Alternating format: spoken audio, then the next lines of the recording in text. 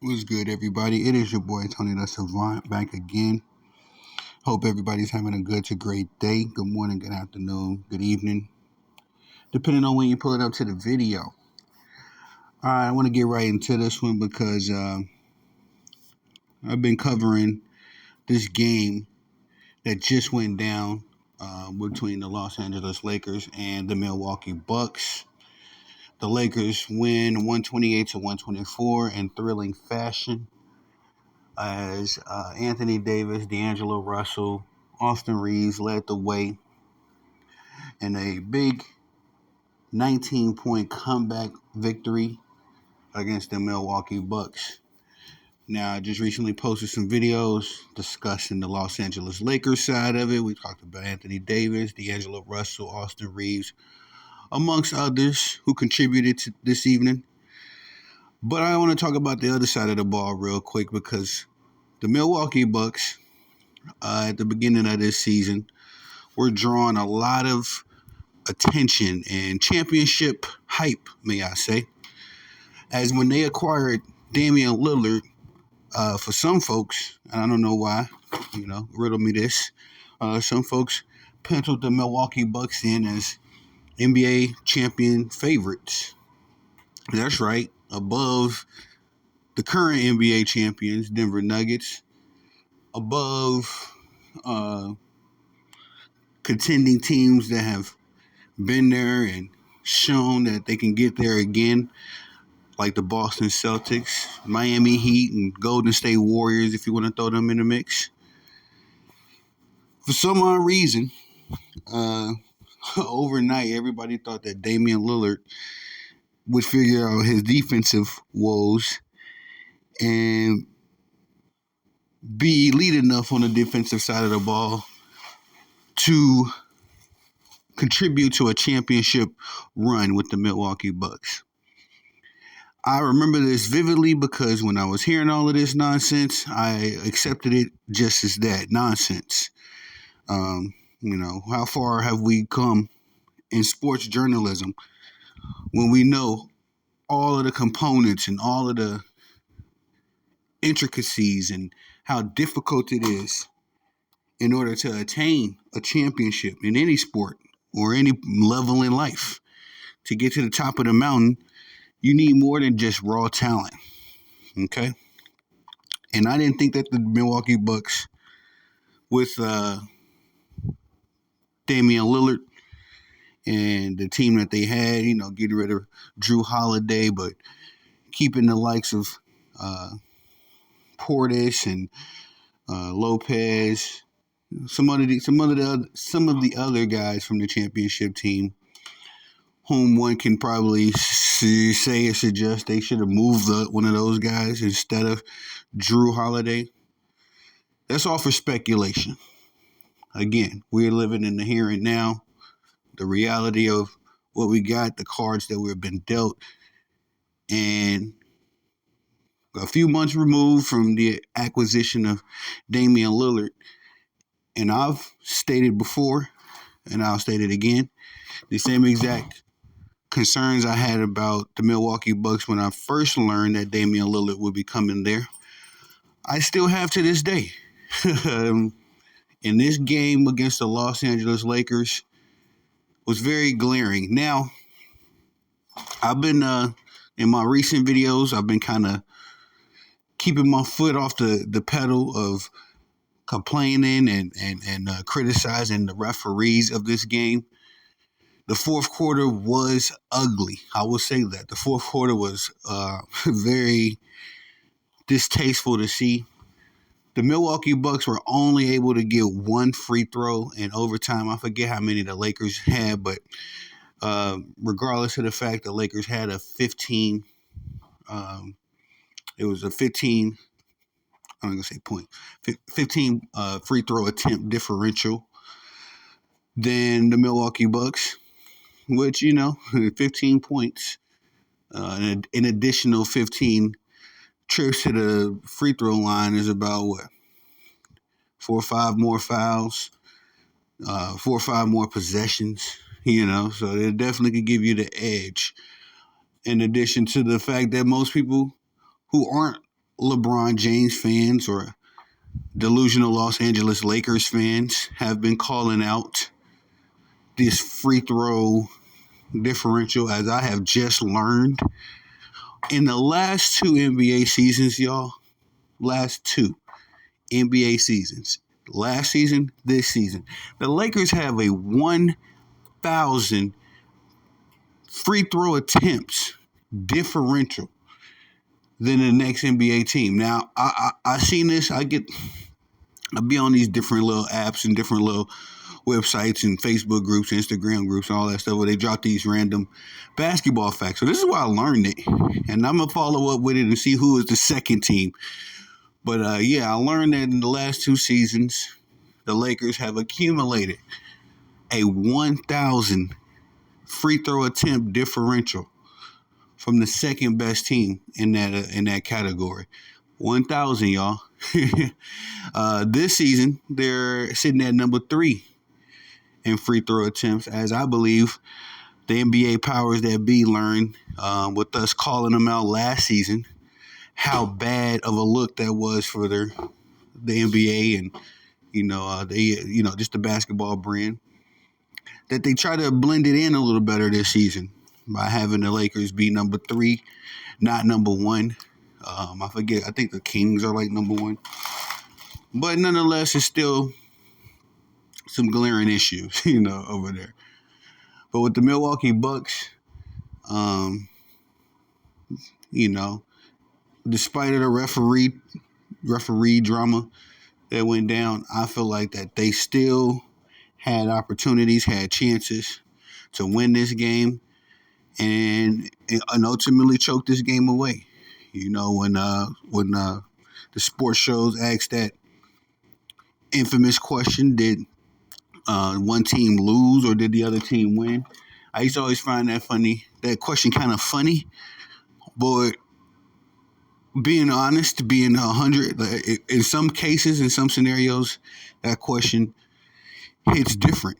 You know what I mean? When you look at games like this, because essentially I don't feel like the Lakers won. The Lakers did, what they were supposed to do. They hit the shots that they were supposed to hit in order to fulfill the comeback. But they were down 19 in the fourth quarter. Before the referees, got a little excessive with their calls. The Milwaukee Bucks could have worked the clock against the Lakers. The Milwaukee Bucks could have been running smarter plays. I feel like they did take a few foolish plays, but at the same time, the referees did miss a number of calls. I remember one particular play, Giannis was going to the rim and Anthony Davis fouled him. And me personally watching the game, I thought the refs would call it because, we live in the softest NBA era of all time. But I don't think they called that foul. Giannis got yanked to the ground essentially and no foul was called. And that's why I was trying not to be nitpicky with the referees and, as far as what I was seeing with them. But the fourth quarter was nasty work. All in all, of my opinion, I feel like the Milwaukee Bucks could have stopped the bleeding, and unless they were just playing along with the script. That's the other reality that we got to accept.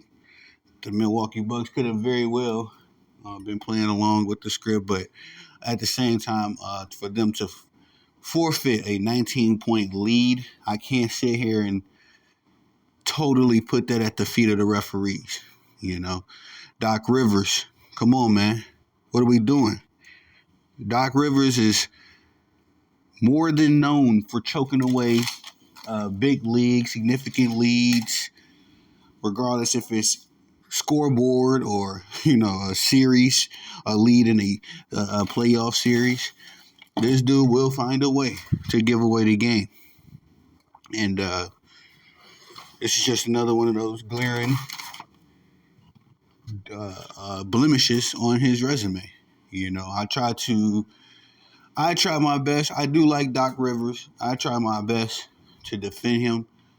I do feel like his criticism is a little bit, overwhelming at points. Because you can't put Doc Rivers having a choke artist like James Harden. That's not completely Doc Rivers' fault. When we look at what happened last year, or when you look at what happened in Lob City, we can't put and then in learning that Chris Bosh, what's this guy's name? Chris Paul, who's also a renowned choke artist. I can't totally put all of the blemishes on Doc Rivers' resume solely on Doc Rivers, but a game like this, yeah, man. In the beginning when Doc first got to Milwaukee, I thought he was doing a fantastic job. Of course, the critics was criticizing, rightfully so, but at the same time, he had Dame Dollar playing defense. The Milwaukee Bucks, they would click when it was clicking. They've had some extreme highs and extreme lows, I will say, about the Milwaukee Bucks this season. It would be amazing to me if they found a way to get through all of their drama and somehow, some way win a championship. This would be one of those epic stories of how in the world were they able to get it done. But at the same time, all in all, I just think that there's some things going on in Milwaukee that we may not learn until a little later down the line. To blow a 19-point lead, though, it's totally irresponsible. Totally brings to concern, brings to my concern, why did the Milwaukee Bucks even go get Dame Dollar in the first place? Already being a championship contender, I don't think they needed to make that many drastic moves in order to stay in the contention. But to be frank, coming off Drew Holiday in exchange for Dame Dollar, I think that lessens your opportunities for a championship. Me personally, y'all can say what y'all want. Y'all can have your opinions. I'm not going to argue with them too hard, but at the same time, I feel like you got a better chance at this point in their careers. The Boston Celtics have a better chance of winning a championship. I'm taking them more serious as a championship contender than I am taking the what's those guys? The Milwaukee Bucks.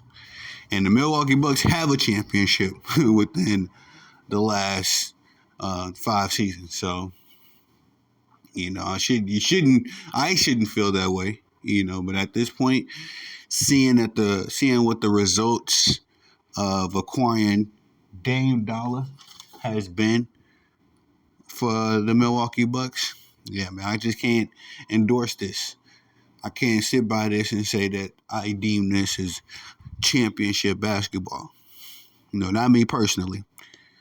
And I know I was all around the place a little bit with this particular video. There's a lot of stuff I wanted to talk about, in particular to this game. But we had an epic night of basketball, so I'm gonna wrap up this particular series covering the Lakers and the Bucks tonight.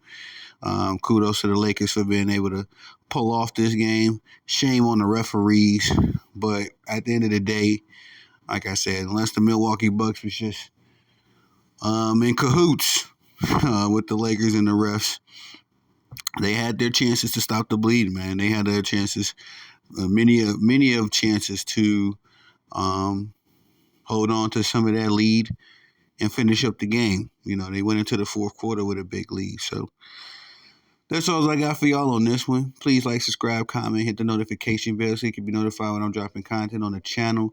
This is a business, so please swing by the Instagram page, Tony the Savant, Facebook, Tony THEE the Savant, on on Twitter or X, whichever one you like to call it, Tony the Savant, and of course right here at the crib, the home, the headquarters, YouTube.